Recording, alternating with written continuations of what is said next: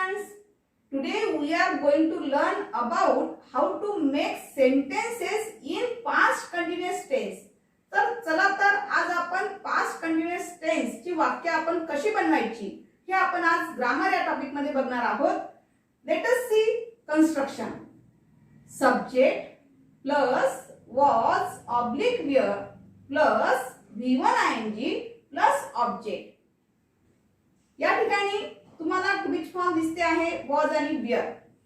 तर when do you use was?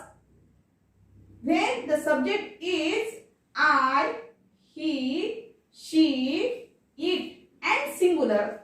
That's why you use this form was. जर दिलेल्या वाक्यामध्ये सब्जेक्ट हा सिंगुलर येत असेल तर अशा वेळेस तुम्हाला फक्त काय वापरायचं टू बी स्वरूप was घ्यायचं आहे. वेअर केव्हा वापरायचं आहे?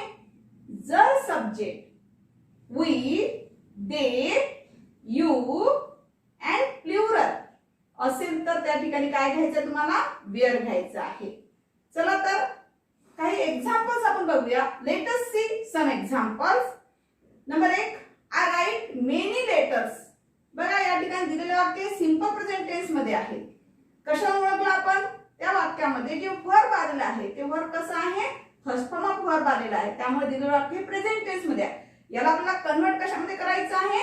पास्ट कंटिन्युअस टेन्स मध्ये करायचं आहे. कसं होईल बघा? I was writing many letters. अशा प्रकारचे वाक्य तयार होईल. Number next, my nephew Dinesh lives in Mumbai.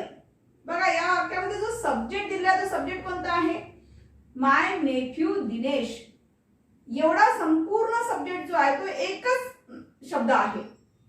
त्यामुळे याचा आन्सर कसं होईल? My nephew Dinesh was living in Mumbai. अशा प्रकारचा याचा आन्सर होईल. Number next, many of them are struggling in many places. असं दिलेलं वाक्य आहे. याला आपल्याला पास्ट कंटिन्युअस टेन्स मध्ये जर कन्वर्ट करायचं असेल तर कसं होईल? यातला जो सब्जेक्ट आहे पहिले फाइंड आउट करायचा. Many of them were struggling in many places. Number next, the train had passed on the bridge. दिलेलं वाक्य जे आहे ते कोणत्या टेन्स मध्ये दिसते तुम्हाला? पास्ट परफेक्ट टेन्स मध्ये दिसते. का? Including in a sentence had plus V3. दिलेल्या वाक्यामध्ये तुम्हाला हॅड प्लस V3 दिसते आहे. त्यामुळे ते दिलेलं वाक्य हे कोणत्या टेन्स मध्ये दिसते आहे? पास्ट परफेक्ट मध्ये. याला convert into past continuous tense कसं होईल बघा? The train was passing on the bridge. Now number next, I saw him. याचं बघा कसं होईल? I was seeing him. Number next, the boys listen to the cricket commentary. दिलेल्या वाक्याचा subject आहे तो सब्जेक्ट कसा दिसतोय विद्यार्थी मित्रांनो? प्लुरल आहे. त्यामुळे याचा आन्सर कसं येईल बघा? The boys were listening to the cricket commentary. Number next, my father reads the newspaper.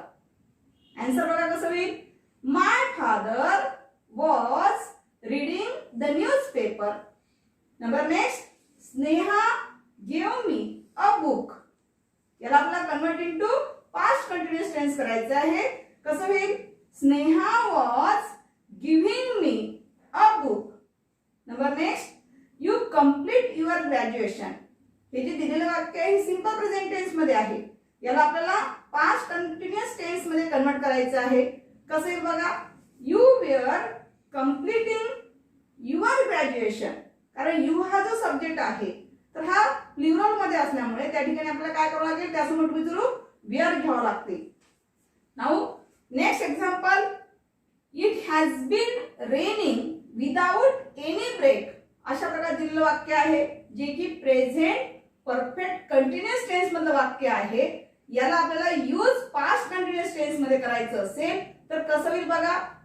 It was raining without any break. तर अशा प्रकारे विद्यार्थी मित्रांनो आज आपण पास्ट कंटिन्युअस टेन्सची काही उदाहरणे पाहिलेली आहेत.